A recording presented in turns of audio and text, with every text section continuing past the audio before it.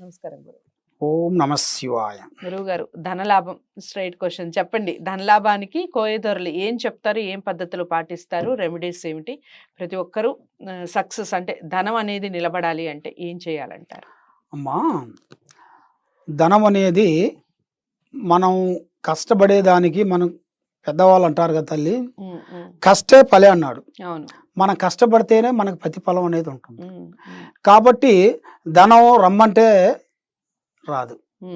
ధనం ఎలా రావాలంటే మనకి ఫస్ట్ నుంచి మనం చేయాల్సిన ఒక కష్టం, ఒక పద్ధతి, ఒక విధానం. ఇప్పుడు మేమంటే కొన్ని పూజ కార్యక్రమాల్లో నుంచే మేము కష్టపడుతూనే ఉంటాం. అది మా ప్రాసెస్. జనాలు ఉద్యోగాల గురించి, కుటుంబాల గురించి వాళ్ళు కష్టపడుతూనే ఉంటారు. కానీ ఎంత కష్టపడ్డా డబ్బు నిలబడదు.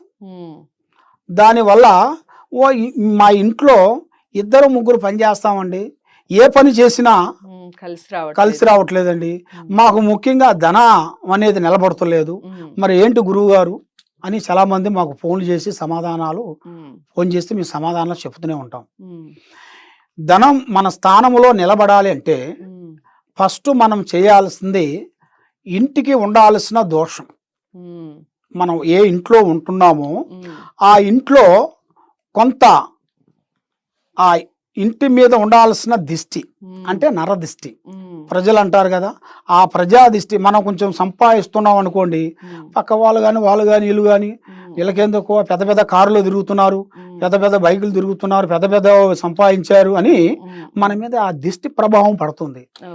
ఆ పడ్డప్పుడు దానికి కొన్ని జాగ్రత్తలు కొన్ని ఉంటాయి, అవి మనం కొన్ని చేసుకోవాలి. తర్వాత ధనం మన స్థానంలో నిలబడాలి అంటే మెయిన్గా మనం చేయాల్సింది ఆ అమ్మవారిని మనం ఆరాధించాలి. ఆ లక్ష్మీదేవిని మనం మనస్ఫూర్తిగా ఆరాధించి ఇంట్లో మెయిన్గా మనం ఫస్ట్ చేయాల్సింది గణపతి పారార్థన చేయాలి. ఇంట్లో మనం కొత్త ఇల్లు కానీ పాతిల్లు కానీ ఏ ఇల్లైనా కానీ మనం ఆ ఇంటికి పోయినప్పుడు మనం చేయాల్సింది ఇల్లు శుద్ధం చేసేసి పసుపు నీళ్ళు జల్లేసి, అక్కడ పసుపు నీళ్ళు జల్లిన తర్వాత మెయిన్గా పేడ తెచ్చేసి అలుగుతాం. ఇంతకుముందు ఇప్పుడు దొరకదుగా తల్లి, కాబట్టి పసుపు కుంకుమతోనే అలకాలి. పసుపు కుంకుమతో అలికేసి అమ్మవారికి ఒక స్టార్ ముగ్గు వేసేసి అక్కడ ఒక ఇస్తరాకు పెట్టేసి ఆ ఇస్తరాకులో నవధాన్యములు 9 నవధాన్యములు తెచ్చి నవధాన్యాలు వేసేసిన తర్వాత అక్కడ ఒక పమిది ఒకటి పెట్టాలి.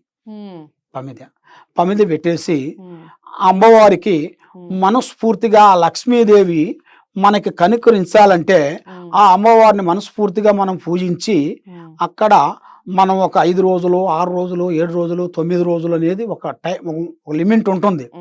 చేయడం అంటే 24 గంటలు చేసేది కాదు, రోజుకు ఒకసారి చేసేది. అలాగా ఆ అమ్మవారికి కొన్ని నవరాత్రులు వస్తుంటాయి అమ్మవారికి, లక్ష్మీదేవికి. ఆ టైంలో చేసుకోవచ్చు.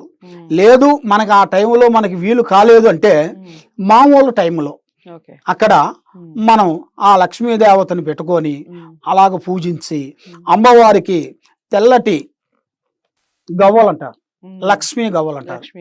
ఆ లక్ష్మీ గవ్వలు తీసుకొని ఒక రాగి చెంబు, ఆ రాగి చెంబులో ఇవి దాంట్లో వేసేయాలి.